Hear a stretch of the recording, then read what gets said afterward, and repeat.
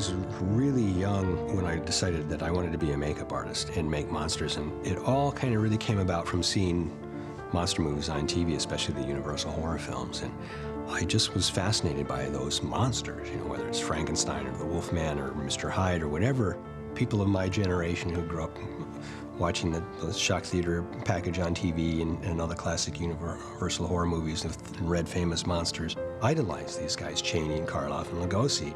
I don't know exactly what it is about it, but I just knew that I thought they were really cool.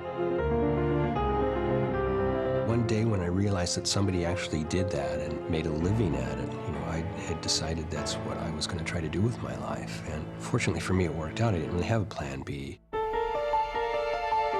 This is how I entertain myself, how I enjoy myself, is making things, you know, especially monster stuff. And I think because I had that passion, that's one of the reasons I was successful. I mean, in so many films, even to this day, still, I do above and beyond what I get paid for because I can't even believe they're paying me to do this. I mean, I used to have to mow lawns and save my 25 cents a week allowance forever to be able to buy a quart of rubber to make a mask. And now people pay me to do this.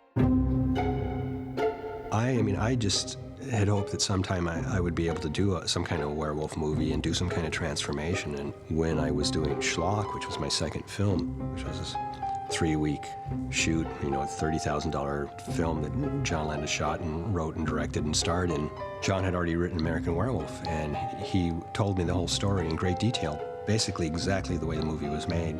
He also has a love of those films, the Universal films and transformations in general. But he said, you know, it made no sense to him that if you were going to change into a wolf that you would sit in a chair and be really still until you finished changing. And he said, you know, it would be a painful experience for your body to be transforming and changing, and the bones changing and muscles and everything.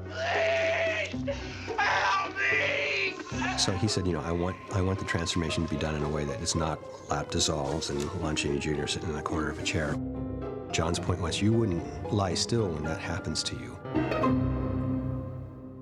I was always trying to do something in one shot, and John said, I would never use it that way. I mean, the way I want to do the transformations, I want to focus on certain parts and show these parts changing, and I think dramatically it'll work better and have much more impact, you know? And I think he was right. And that's part of what I love about my job is that, you know, no two jobs are alike, and it's, again, that whole collaborative thing makes a big difference in what you end up doing. And John Landis wants this, you know, 4-legged hound from hell werewolf. That's not what I wanted it to be. I wanted it to be a 2-legged werewolf, you know, but that's what he wanted, so I designed something to do that. And I mean, it's all those things in the mix that kind of make you think of, you know, how you're going to approach it, and it also makes it what it ultimately becomes. John said to me, when I was doing Schlock, he goes, what is it that I can do to help you and make this stuff be, you know, better than anybody's ever done before? I said, you know, I'm not even sure how I would do this transformation, but if you gave me some time and some money, I could do it better, you know, and he did. After that film came out, people said, you know, why is this so much better than what people had done before? Is there like a new material that came out that allowed you to do this and make it better? And I go, the reason it is because I had some time and some money.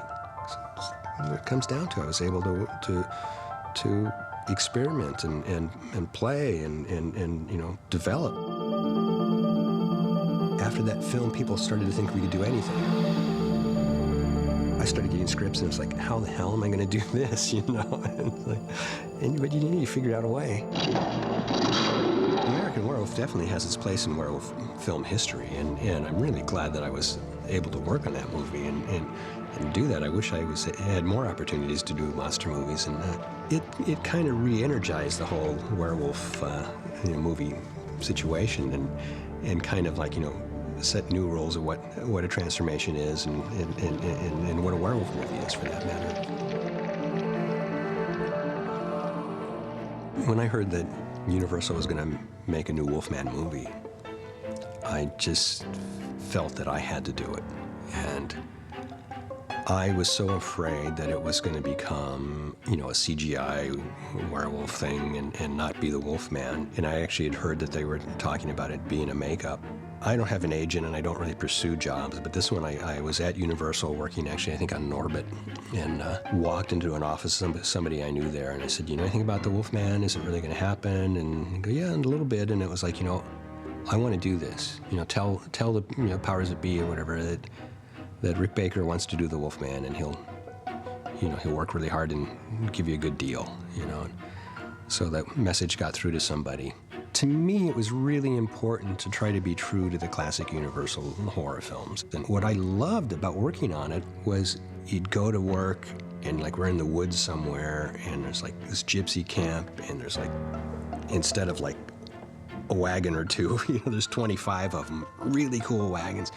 These real Romanian guys playing gypsies in great costumes, real forest with fog all over the place, and people on horseback and torches, and these crazy villagers and stuff. And it's like, I'm making a Wolfman movie. This is the Wolfman, there's no doubt about it, and this is classic Gothic horror movies.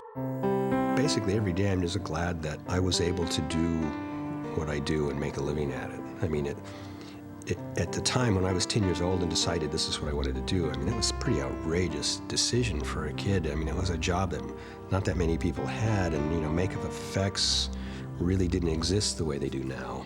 I don't know how it was that I was really successful. Other than the fact that I really had a love for what I was doing, and I would be doing this even if I didn't do it as a job. That's kind of it was my hobby, and it's how I had fun, and I'm hoping that a well-made Gothic horror movie can kind of bring that back, and that a new generation of kids can be fascinated by that type of horror movie and appreciate it and end up loving that kind of genre like I have and so many people of my generation.